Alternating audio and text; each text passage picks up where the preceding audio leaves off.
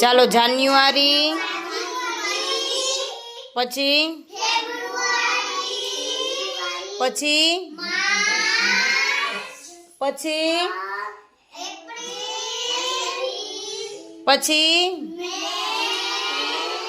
પછી પછી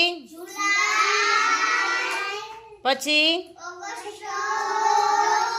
પછી પછી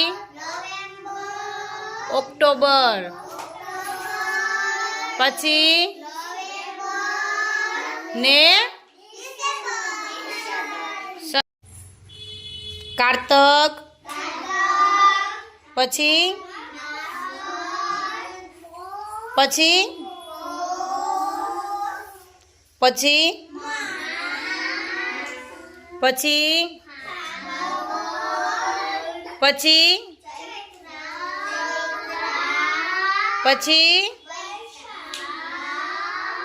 પછી જેઠ, પછી અષાઢ, પછી શ્રાવણ, પછી ભાદરવો ને